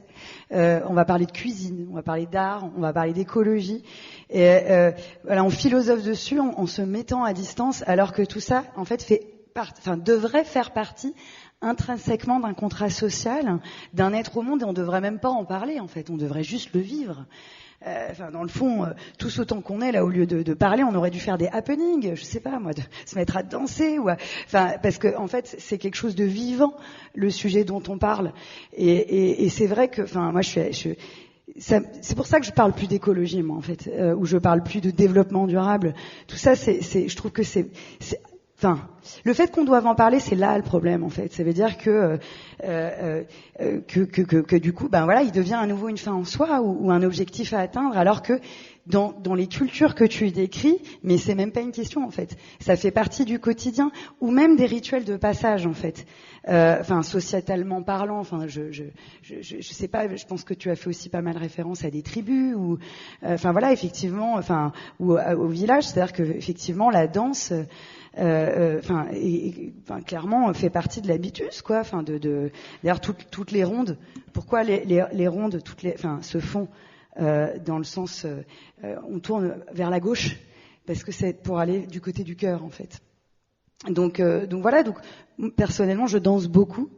Donc j'ai été danseuse, je suis danseuse de tango depuis 10 ans, et en fait il n'y a rien de plus puissant que cette danse. D'abord c'est un espéranto, et parce que moi chaque fois que je voyage je prends mes chaussures de tango, parce qu'en fait je sais que je vais me faire des amis. Il y a toujours un endroit où je peux aller danser.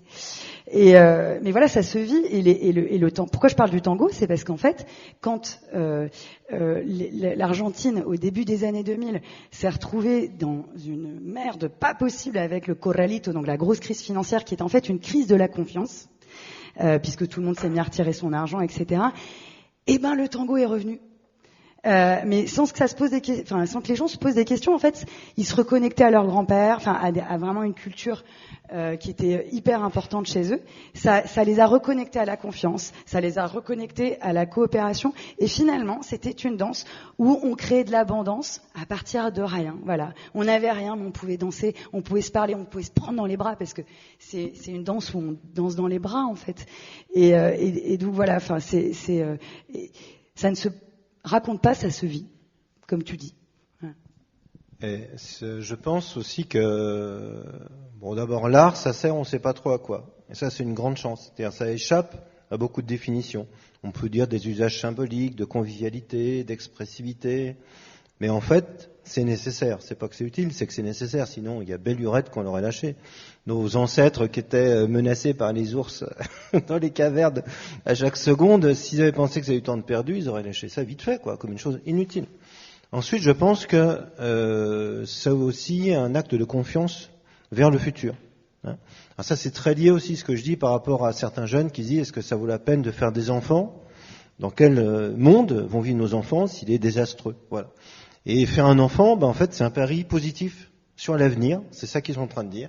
Faire de l'art, c'est la même chose. Parce que si on écrit, si on peint, si on design quelque chose, c'est bien pour que ça dure. C'est pas seulement sur l'éphémère et le plaisir de l'instant. Certes, il existe, mais c'est aussi un vrai pari d'engouement sur le futur. Voilà. C'est croire en la vie. Voilà. Et ça, je pense que c'est très très important, cet aspect vital, complètement corporel, animal dans l'art. On sait l'exprimer. Voilà. Donc il y a une vertu immédiate et une vertu à plus long terme, qui à chaque fois est un pari positif sur l'avenir. Je voulais réagir aussi. Votre réflexion m'a fait penser un peu. Je sais pas pourquoi je me suis retrouvé dans ma tête, en enfance, avec ce côté un peu enfantin du fait d'avoir des histoires partout, de se raconter des histoires, et cet art du quotidien finalement de l'enfant qui est presque inné. Il faudrait qu'on réussisse à le refaire revenir. je sais pas, on se raconte plus d'histoire en fait. Il y a pas de soirée. Moi, j'ai jamais fait des soirées avec mes potes où il y en a un qui se pose au milieu et qui dit OK, je vais vous raconter une histoire. Et je l'ai fait une fois dans une formation en permaculture justement. Et j'avais trop kiffé. J'avais trop kiffé me retrouver là et avoir quelqu'un qui était là pour me raconter une histoire. Je me suis un peu endormi, un peu réveillé, un peu rêvé. Enfin, et ça fait partie du quotidien. Et enfin, ça serait cool qu'on ait des petites soirées contes comme ça. Je sais pas, vous faites quoi ce soir Peut-être, hein, s'il y en a qui savent compter. Je crois qu'il nous reste le temps pour une dernière question. On peut finir un petit peu après. Après, on a des dédicaces de prévues. Bon, si vous pouvez rester 5 minutes de plus, on les prendra.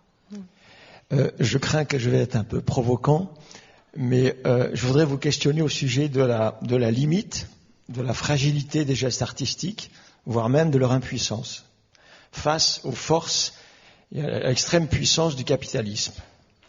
Je vous pose cette question parce que depuis tout à l'heure, j'ai en tête ce qui se passe à Karnak. Vous savez cette histoire. Culture, art, reconnu, labellisé, enfin, etc. C'est pas simple. Tout le monde est d'accord que c'est pas un simple champ de cailloux. Et pourtant, démocratiquement, puisque c'est le maire qui a décidé ça, il devrait y avoir, j'espère que non, enfin bref, il devrait y avoir un monsieur bricolage, je crois, un gros machin comme ça. Vraiment l'emblème du centre commercial, l'emblème du capitalisme. Et donc c'est pour ça que je vous pose cette question, c'est que malgré la présence millénaire de la culture, de l'art, eh bien en face il y a une force absolument tellurique qui piétine. Et vous, alors voilà, vous posez cette question-là. Oui, vous avez raison, mais c'est toujours comme ça en fait. Voilà. Tout à l'heure, je parlais de la lutte de Fontainebleau, 70 ans. Un coup, Louis-Philippe, il dit sous la pression des artistes, on va arrêter de couper, mais en fait, en loose day, il coupe ailleurs, voilà. Et puis ensuite, il y a un changement de régime en 1848, la République qui donne raison aux artistes. Et puis après, nouveau changement de régime, c'est Napoléon III. Et bizarrement, c'est un despote en fait qui va donner raison pour de bon aux artistes. En sanctuarisant plus de 1000 hectares, etc. C'est très paradoxal. Ensuite, il y a la guerre de 1870, on la perd, on doit 5 milliards à l'Allemagne. La République, cette fois-ci, dit, désolé, on sait bien que c'est protégé, mais il va falloir couper, on a besoin de fric. Voilà. Et de nouveau, il y a un nouveau comité de protection artistique de la forêt de Fontainebleau qui se crée, dont Victor Hugo est le président. Et c'est là que Georges Sand écrit une tribune fabuleuse qui est la première tribune écologique en France. Et ils obtiennent seulement en 1904, non seulement une protection définitive de ces espaces, qui avait été finalement remis en cause par la République, mais aussi un agrandissement. Voilà. Donc c'est une lutte. Il n'y a rien qui soit jamais acquis, voilà. Qu'il s'agisse de l'art ou d'autres choses. Là, il s'agit d'histoire, en fait. Il s'agit peut-être de spiritualité, parce qu'on se pense que ces menhirs ont aussi une valeur spirituelle. C'est un combat mené sans cesse. Il n'y a pas de stabilité, voilà. Moi, le vrai critique que j'aurais sur la culture que j'ai reçue, à l'âge que j'ai, c'est qu'on a vécu dans un genre de truc qui était un doux rêve. Ça sera toujours comme ça sera toujours de mieux en mieux, et puis ça sera une stabilité, l'éternité, quoi. Mais en réfléchissant un peu, bien sûr que c'était une fake news, ce truc-là. Il n'y a rien qui dure éternellement. C'est débile. Voilà. Donc simplement ouvrons les yeux. Ce que vous dites, c'est tout à fait juste. Mais parfois, cette fragilité est très importante parce qu'elle peut emporter des combats là où la solidité ou le contre bien musclé ne l'emporte pas. C'est ce qui s'est passé d'ailleurs, notamment pour cette histoire de Fontainebleau, parce que ça a vraiment été David contre Goliath, quoi. Mais là, c'est vraiment le plus faible qui a gagné. Donc, à suivre, voilà. Moi, ce que je veux, c'est ouvrir de nouvelles voies d'activisme et de réussite, voilà. C'est pas dire, oui, bien sûr que le capitalisme est très très puissant, il était déjà en 1830, il l'est toujours en 2023, etc. Il faut continuer. Voilà, faut essayer de trouver toujours tendre vers cet équilibre. Vous allez me dire, on n'a pas le temps, oui, c'est vrai, et donc c'est pour ça qu'en même temps il faut se presser, et qu'en même temps il faut avoir tout le background de tout ce qui s'est passé avant, pour être plus fort aussi, je pense, dans les arguments, dans le positionnement, dans la stature, dans la puissance qu'on peut avoir. Voilà. Et après, on joue le jeu, je veux dire, il n'y a rien qui soit joué à l'avance. Jouons, voilà, battons-nous. Il y aura des réussites, il y aura des échecs, il y aura peut-être des morts, certainement. Mais ça a toujours été comme ça, là encore une fois. Pourquoi est-ce qu'on veut nous faire croire à un monde de bisounours ? La guerre en Ukraine, on voit bien que c'est pas des bisounours. L'être humain, il a toujours été débile comme ça, voilà. Et parfois absolument génial. C'est nous, voilà. Alors si on veut que l'humanité progresse en écologie comme sur d'autres choses, il faut qu'on continue à se prendre en main. Et n'attendons pas trop des grandes décisions. Je crois qu'elles sont aussi fragiles, en fait, que la décision personnelle. On a beaucoup de points individuellement. Mais pour regarder le verre à moitié plein, en fait, dans votre observation, moi je trouve que c'est plutôt bon signe que justement le capitalisme se sente menacé. Et donc essaye d'éteindre mais si on fait un peu une analyse de ce qui se passe sur Netflix, enfin dans les récits qui sont proposés sur Netflix, il y en a beaucoup qui finalement sont en train de revisiter le mythe de Robin des Bois. La Casa de Papel, Squid Game, Arsène Lupin, et ça c'est hyper intéressant parce que là pour le coup, faire écho donc à la question d'Étienne tout à l'heure sur à qui on parle. Là, on est vraiment en train de constater que finalement, les téléspectateurs, ils sont loin d'être bêtes, que en fait, eux aussi, ils ont envie de remettre en question ce capitalisme, et que c'est pour ça que ces séries marchent hyper bien. Enfin, je vois, La Casa de Papel ne parle pas d'écologie une seule fois, et en même temps, ça a été récupéré dans le monde entier pour faire des actions, au niveau de la symbolique. Bon, après il y avait V pour Vendetta juste avant, mais voilà, c'est pour faire des actions d'écoféminisme. Ça a été récupéré par Extinction Rebellion, etc. Et ça, c'est super intéressant parce que dans le fond, quelque part, j'ai quand même l'impression que l'art, entre guillemets, en même temps, s'en sortira toujours. C'est-à-dire que oui, il y a ce combat. Mais c'est tellement incontrôlable et ingérable que de toute façon sur le terrain, ça pousse. Comme justement toi qui fais l'analogie de la culture et de la culture, voilà, et c'est bon signe finalement. Parce que s'il y avait une forme d'indifférence de bricorama ou du capitalisme ça voudrait dire que l'art ne fait pas son travail. Donc, et si je peux me permettre d'ajouter une chose, moi si j'ai accepté l'invitation de Laurence à faire un spectacle hier par exemple. C'était intéressant. L'invitation des shifters, oui. Ouais, des shifters. C'est super intéressant parce que c'est pas du tout un lieu où on attend d'entendre du Georges Sand, du piano, du Hugo, etc. C'est très important. Je voudrais approfondir ma réponse. D'arrêter de croire aux spécialités, aux spécialistes. Moi, franchement, j'en ai marre. Je suis pianiste, mais c'est pas comme si je tenais une pizzeria. C'est débile. Voilà. Non, mais c'est super important. Il faut abandonner ça. Voilà. On a été éduqués là-dedans, mais on est chacun spécialiste d'une chose, mais on peut aussi l'être de plusieurs choses. Et si on revient à ce 19e siècle, mais on peut aussi parler de la Renaissance, c'était une époque où des gens comme Victor Hugo étaient à la fois poète, romancier, défendait le patrimoine naturel parce que c'est lui qui a induit les premières lois de protection des monuments historiques en France, c'est lui qui a obtenu aussi les premières lois de protection animale, etc. Donc c'était aussi un homme politique, ça n'empêchait pas d'être un artiste. Voilà. Donc c'était un multicarte, et je pense que c'est ça qu'il nous faut. Parce que si on n'a que des visions de spécialistes, moi en tant que pianiste, quelqu'un d'autre en tant qu'ingénieur, chacun avec ses istes, on n'a qu'un bout de la solution. C'est en associant les choses, comme on le voit par rapport à l'histoire, et c'est quand même pas très étonnant quand on y réfléchit bien, qu'on arrive à trouver des solutions. C'est-à-dire élever au-dessus, finalement, de son propre état, de sa propre fonction, de sa propre connaissance, pour en associer d'autres et avoir une vision de société. Ce qui nous manque actuellement, c'est une vision de société. C'est pas seulement sur l'écologie. Jonas. Oui, je voulais juste rajouter une petite chose. Cette question, ça m'a fait penser à une référence de culture populaire dans le Batman de Christopher Nolan, le Dark Knight. Il y a cette réplique du Joker au Batman qui lui dit qu'est-ce qui se passe quand une force inarrêtable rencontre un objet immuable. Et c'est un peu cette question de ce choc entre le Joker qui représente le chaos, une sorte de liberté complètement débridée, et Batman qui représente cet ordre très droit, immuable, très solide. Et au final, ce qui s'est passé, c'est que les spectateurs ont complètement adhéré à ce côté jouissif et très chaotique du Joker. Et après, il y a eu un film qui est sorti sur le Joker, et ça a vraiment plu aux spectateurs. Du coup, ce côté, cette espèce de force débridée et inarrêtable, ça peut être un peu la culture aussi. Et le capitalisme peut être très droit, très solide, mais il y a ce choc un peu. Après, c'est une interprétation. Ça peut être dans l'autre sens aussi, d'ailleurs. Oh, est-ce qu'il perd vraiment? Eh bien, je crois. Ah oui, la dame qui attend depuis longtemps. Ouais. Bonjour, merci. Désolée, j'ai une extinction de voix, donc je ne peux pas parler très fort. Je me demandais si dans les assemblées citoyennes des imaginaires, vous avez fait la place aux enfants. parce que je trouve assez extraordinaire le pouvoir des enfants et en imagination, parce que eux ont pas encore toutes les briques là où on bloque tout, et en même temps dans le pouvoir de ce qu'ils transmettent. Hier soir, je ne sais pas si certains d'entre vous étaient au show, et César avec son énergie extraordinaire qui était là en train de chanter sur je sais plus quoi, le vélo c'est cool ou je sais plus quoi, enfin bref. Et voilà, je me demandais quelle place vous donniez aux enfants. Moi je sais que j'ai été bercée, je suis née en 68, j'ai été bercée avec les contes de Grimm.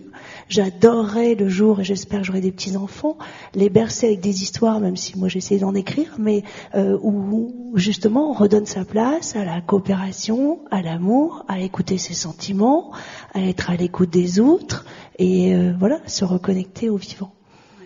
Merci aussi de me poser cette question. J'ai oublié de le dire. En fait, quand on a fait la phase d'écoute, donc de remplissage des questionnaires, c'est une étape qui s'est souvent fait en famille. Donc effectivement, il y a des enfants qui ont participé aux questions. Donc ça, c'est effectivement précieux. On a aussi, donc évidemment, pas que des enfants, des adolescents. On a tenu absolument à inviter à la journée de formation du 11 mai des ados. Alors, malgré tout, on parlait d'éco-conception, de physique quantique et tout. On pouvait pas inviter des collégiens, mais on a invité des élèves de terminale.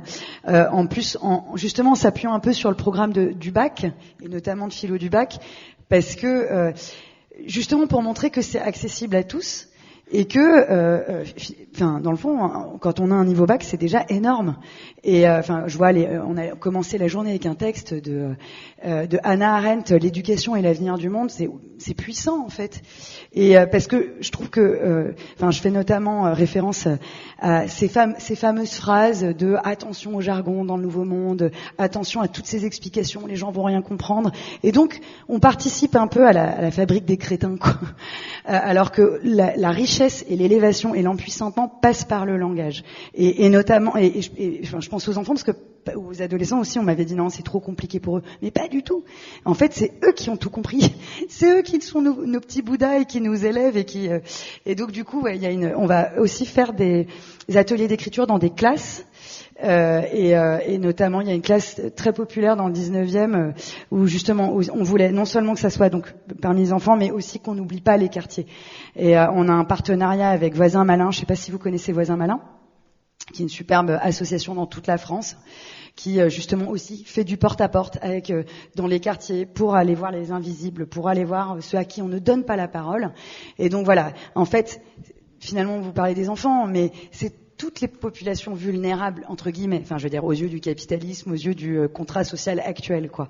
Donc, mais effectivement, ils sont déjà dans le monde de demain, en fait. Merci.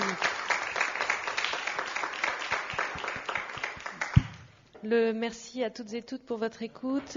Il est temps pour moi de remercier nos invités très chaleureusement, dont des shifters. Merci à vous. Merci à toi pour cette animation. Merci Laurence. Voilà. Donc vous pourrez retrouver Patrick, Jonas et Théo tout de suite pour les dédicaces de leurs ouvrages dans l'espace librairie. Et nous vous souhaitons de bien imaginer pour le reste de la journée et les suivantes. Et merci à vous pour votre écoute et pour votre présence.